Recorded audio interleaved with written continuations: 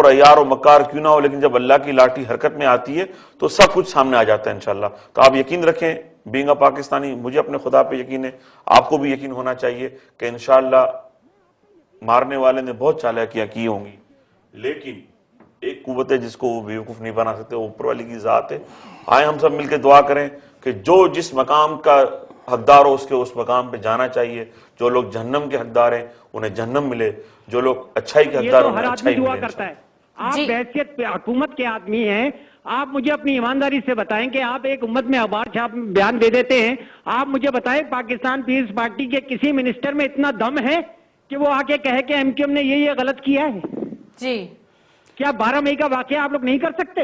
नहीं सर, देखे ना, देखें फूल साहब, आपके पास कोई और सवाल हो तो वो भी पूछ लें। अच्छी बात की इन्होंने कि अब देखें फूल साहब, 12 मई का वाकया, उस वक्त एक आमिर जो यहाँ इस वक्त लंदन में कयाम पजीर है, मुक्के लहरा लहरा कर कहता था कि देखिए मेरी कुव्वत, देखा मेरा पावर। अब मसला है कि वही चीफ जस्टिस उस वक्त मुअत्तल थे, उन्हीं की बहाली के लिए तहरीक में मेरे अपने भाई जख्मी हुए, मेरे अपने सगे भाई, मेरे कजन, मेरा लियारी जख्मी हुआ है। जस्टिस को आज भी इफ्तिकार गिलानी साहब ने कहा कि 12 मई के वाकये को हम इससे अलग नहीं रख सकते। अब ये चीफ जस्टिस साहब की जिम्मेदारी कि 12 मई का वाकया जरदारी साहब से जोड़ना ज्यादती होगी। अब चीफ जस्टिस जनाब मोहतरम चौधरी इफ्तिकार साहब की जिम्मेदारी। फूल साहब से पूछते, फूल साहब आपके पास और सवाल हैं? अच्छा, बहुत शुक्रिया, थैंक यू सो मच। अच्छा, ये इकबाल संधू साहब ये पूछा है इन्होंने कि मैं उनको भी शामिल कर लूं, वो भी आए हैं। मेरा लियारी, मैं लियारी से बात, मैं अभी बात करती हूँ।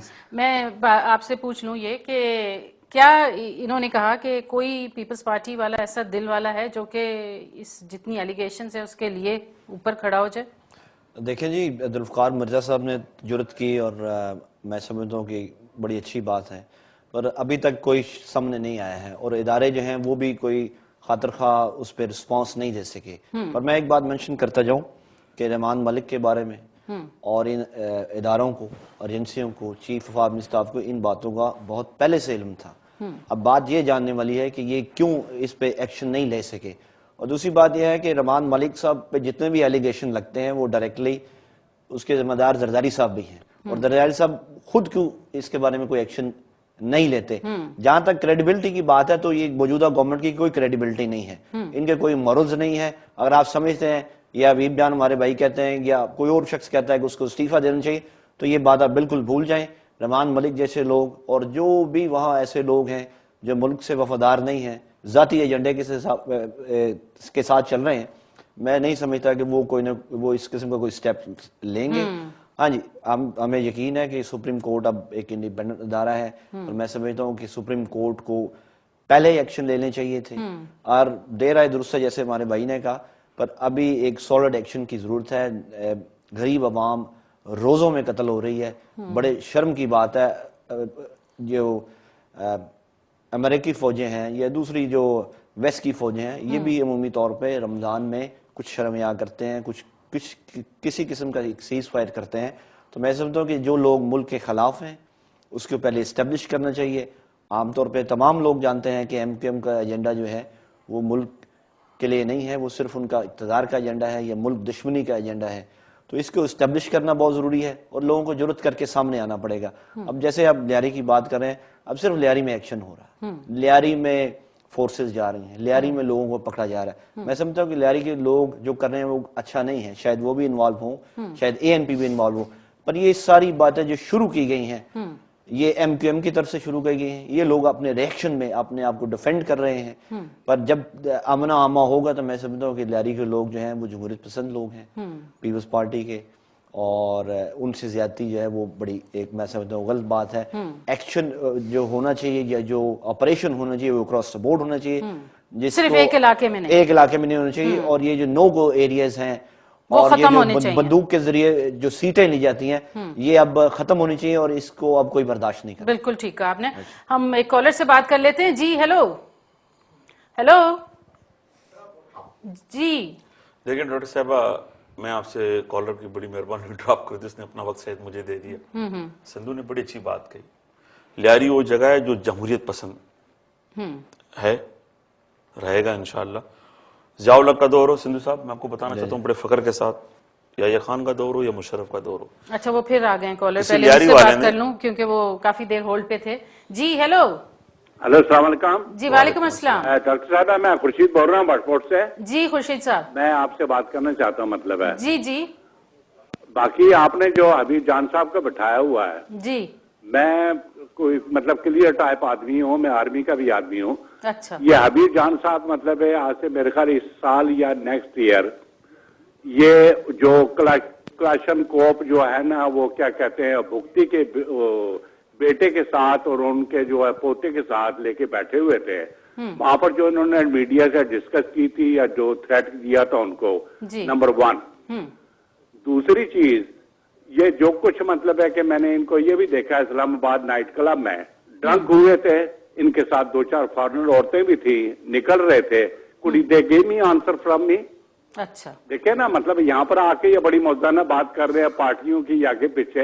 बिल्कुल। कम से कम ये अपने आप को संभाले, मैं ये कहना चाहता हूँ। खुर्शीद साहब बड़ी मेहरबानी, आपने जो बात कही मेरे बारे में तो शायद मेरा नहीं ख्याल कि मैं अब आपकी नजरों का इलाज की तजवीज़ दूं। मैं न कभी इस्लामाबाद क्लब में गया हूं, ना मेरा कभी भुट्टी साहबा से ताल्लुक रहा है। वो शायद कोई मेरे हम नाम हो, या एक हबीब जालिब थे जो शहीद हो गए पिछले साल। तो मेरा ख्याल है आप वजाहत कर लीजिएगा और मेरा नंबर आप बाद में ले लीजिएगा। अगर ऐसी बात है तो मैं अपना हक महफूज रखता हूं कि आप मुझ पर ऑन एयर इल्जाम लगा रहे हैं तो मैं आपको अदालत में ले जाऊं, लेकिन मैं नहीं समझता कि शायद आपकी ये गलत फहमी है। तो मैं अपने नाजरीन को और आपको बता दूं कि मैं कभी भी ऐसी हरकत नहीं करता जिससे मेरे खानदान या मेरी क्रेडिबिलिटी पर कोई फर्क आए। तो वो कोई और हबीब होंगे या कोई हबीब जालिब होंगे या हबीब जान होंगे। बहरहाल मैं कभी क्लाशन को, हाँ मेरा हथियार मेरा कलम है। बात हम लियारी की कर रहे थे डॉक्टर साहबा। लियारी वालों ने बहुत शुक्रिया आपका फोन कर। लियारी वालों ने कभी भी आमरीत के तलवे नहीं चाटे, मैं फख्र से कहता हूं। आज पाकिस्तान की जंग लियारी लड़ रही है। लेकिन लियारी में फोर्सेस क्यों आती हैं? सिर्फ लियारी में ही क्यों? जी, उन्होंने अच्छी बात की कि काश ये लियारी मशरकी पाकिस्तान में भी होता जी, तो आज बांग्लादेश नहीं बना हुआ होता। जी, मैं ये चैलेंज करता हूं अपने उन इदारों को जो सो कॉल्ड पेट्राइट हैं। जैसे खुर्शीद साहब ने एक बात कहा कि अनसुनी बेसुनी बातें कर देते हैं, लेकिन उससे हकीकतों को नहीं जुटलाया जा सकता।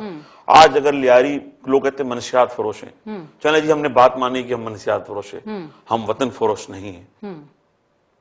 हम गुंडे हैं लेकिन अपनी जात का डिफेंस करने के लिए गुंडागर्दी कर रहे हैं। हमारे शहर में बलोचों के लिए नो एरियाज बना दिए गए। हमारे लियारी वालों के पख्तून हो, पंजाबी हो, सिंधी हो, महाजिर हो, उन्हें आज हमारे लियारी में तकरीबन 70,000 उर्दू बोलने वाले रहते हैं। बिल्कुल। मैं जरा कॉलर से बात कर लूं। जी हेलो। हेलो जी, अस्सलाम वालेकुम। जी वालेकुम अस्सलाम। हाँ, मैं फूल बात कर रहा हूँ। जी जी फरमाइए। सॉरी, मैं लाइन कट गई थी, आप मुझसे बात कर रही थी। जी जी जी आप मैं हबीब जान साहब, मैं खैर पर्सनल मैटर में तो नहीं पढ़ता किसी के, क्योंकि इस वक्त बात हम पाकिस्तान की कर रहे हैं। जी, मुझे हबीब जान साहब ये बताएं कि आप इस वक्त हुकूमत का हिस्सा हैं, और मैं वैसे एंकरों से नाराज होता हूं कि आप या किसी भी को बुलाते हैं कि सारा इख्तियार तो जो है पाकिस्तान पीपल्स पार्टी के सदर साहब के सामने। एक बात सिर्फ मैं आपसे सवाल करना चाहता हूं।